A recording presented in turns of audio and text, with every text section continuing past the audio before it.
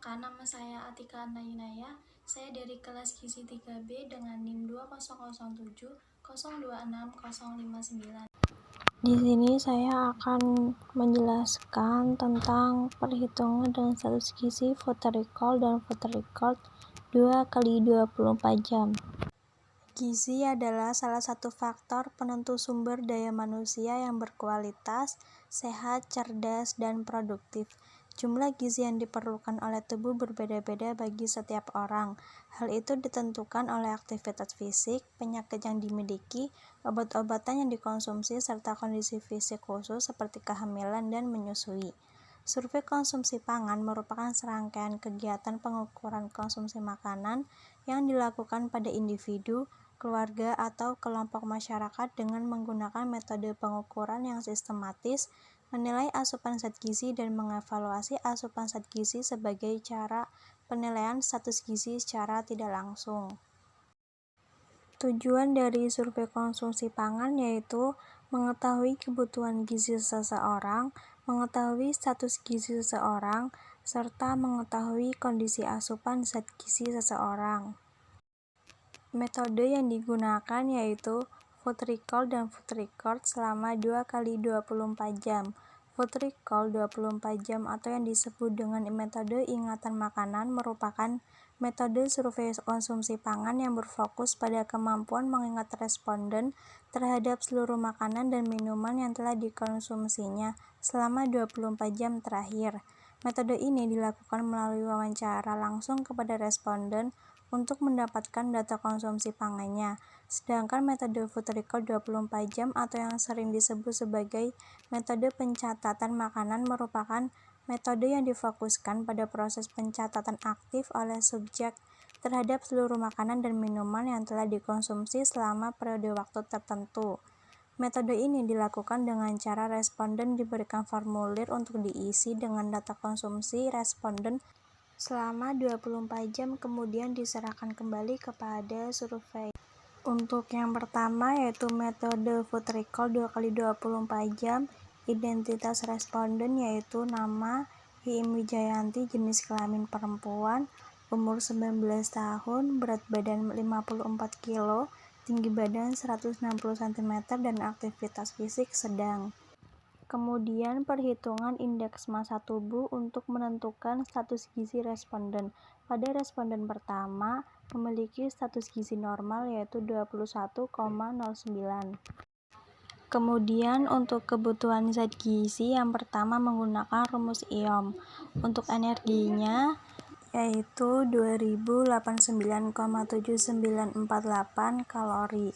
Kemudian untuk protein sebesar 78,37 gram, lemak 58,049 gram, dan karbohidrat sebesar 313,47 gram. Selanjutnya yaitu menggunakan rumus Mifflin. Untuk BMR wanita yaitu mendapatkan hasil 1284. Untuk hari pertama mendapatkan hasil 2054,4 kalori, protein 77,4 gram, lemak 57,6 gram, dan karbohidrat 308,16 gram. TKPI dan BMP yaitu menghasilkan energi sebesar 1479,88 kalori dan protein 56,392. Kemudian untuk lemak sebesar 94,288 dan untuk karbohidrat sebesar 96,46 gram. Kemudian untuk hari kedua yaitu mendapatkan hasil total kandungan gizi energi yaitu sebesar 1125 kalori, protein 30,2 gram, lemak 13,91 gram, dan karbohidrat sebesar 1806,57 gram. Untuk kebutuhan energi, jika didasarkan dengan kebutuhan menurut Mifflin dan IOM masih tergolong rendah karena asupan total energi yang masuk yaitu 1479,88 kalori. Kemudian untuk protein juga masih tergolong kurang karena hanya mendapatkan hasil 56,392. Kemudian untuk lemak tergolong lebih karena mendapatkan hasil 94,288. Kemudian untuk karbohidrat tergolong rendah. Selanjutnya yaitu tingkat kecukupan gizi.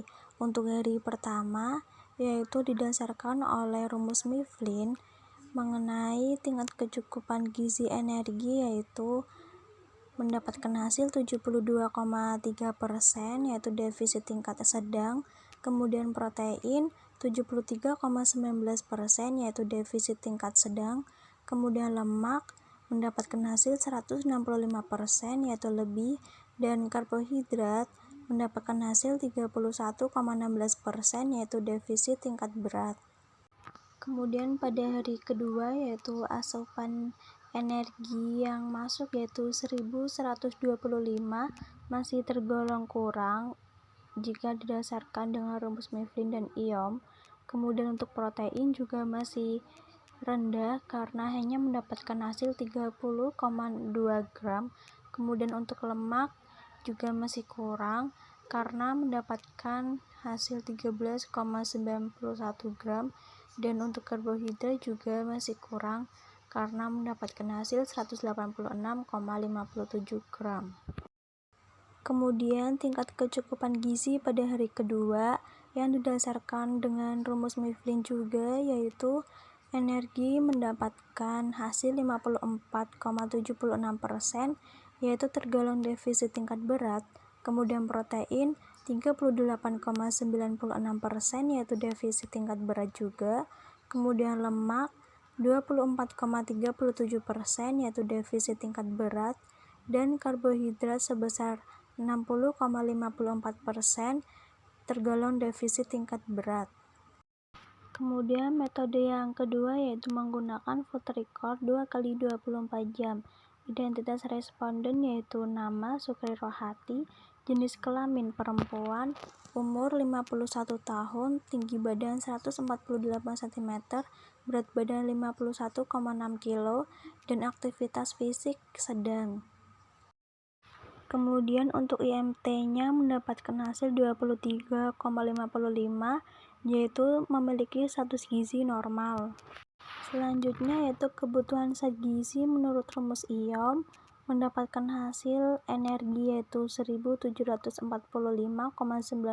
kalori, protein 65,47 gram, lemak 48,49 gram, dan karbohidrat 261,891 gram. Kemudian rumus yang kedua yaitu menggunakan rumus Mifflin mendapatkan hasil BMR wanita yaitu 1055, kemudian energi 1688 kalori, protein 63,3 gram, untuk lemak 46,88 gram, dan karbohidrat 253,2 gram.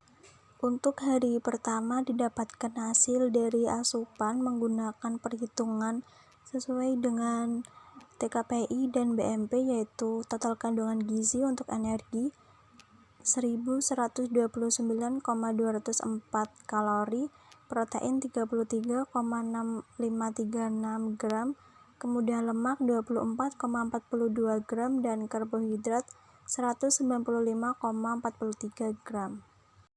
Kemudian untuk hari kedua mendapatkan total energi 1913,28 kalori, protein 68,6 gram, lemak 94,43 gram, dan karbohidrat 163,93 gram.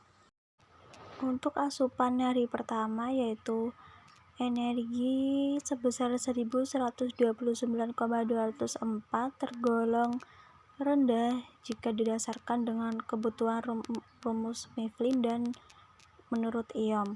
Kemudian untuk protein juga tergolong kurang karena hanya mendapatkan hasil 33,6536 gram. Kemudian untuk lemak juga berkurang yaitu mendapatkan hasil 24,42, dan karbohidrat hanya mendapatkan 195,43 yang berarti masih kurang dengan kebutuhan menurut Mifflin dan menurut Iom. Untuk tingkat kecukupan gizi yang didasarkan dengan rumus Mifflin, yaitu energi mendapatkan hasil 66,89%, yaitu defisit tingkat berat, kemudian protein 53,16%, yaitu defisit tingkat berat, kemudian lemak mendapatkan hasil 52,9%, yaitu defisit tingkat berat, kemudian karbohidrat 77,18%, yaitu defisit tingkat sedang.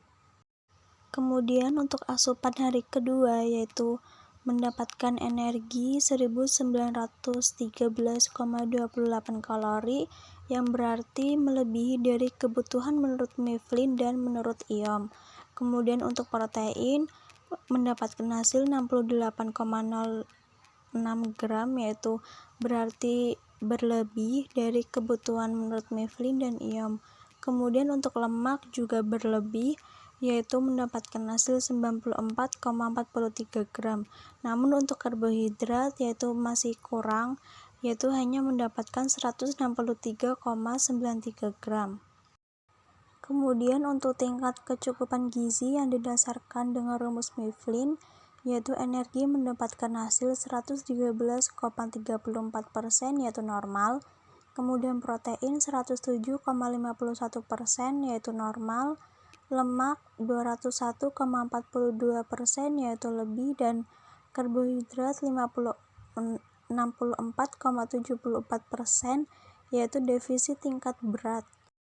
Setelah melakukan survei konsumsi pangan, yaitu dapat ditarik kesimpulan, yaitu kebutuhan gizi responden dengan metode recall 2x24 jam dilihat dari rumus Mifflin dan rumus IOM. Pada hari pertama asupan energi, protein, karbo masih kurang, sedangkan lemak berlebih. Pada hari kedua, asupan gizinya kurang dari kebutuhan gizinya. Kebutuhan gizi responden dengan metode recall 2x24 jam dilihat dari rumus Mifflin dan IOM. Pada hari pertama, asupan energi, protein, karbo, dan lemak masih kurang. Namun pada hari kedua, asupan energi, protein, dan lemak lebih, sedangkan karbo masih kurang dari kebutuhan gizinya. Kemudian, status gizi responden dengan metode food recall dan food recall 2x24 jam adalah normal. Kemudian, tingkat kecukupan gizi responden food recall 2x24 jam untuk hari pertama, yaitu energi dan protein defisit tingkat sedang, lemak berlebih, dan karbohidrat defisit tingkat berat. Pada hari kedua, yaitu energi, protein, lemak, dan karbohidrat tergolong defisit tingkat berat. Kemudian, tingkat kecukupan gizi responden food recall 2x24 jam untuk hari pertama, yaitu energi, protein, dan lemak defisit tingkat berat, dan karbohidrat defisit tingkat sedang. Kemudian pada hari kedua, yaitu energi dan protein normal, lemak berlebih, dan karbohidrat tergolong defisit tingkat berat.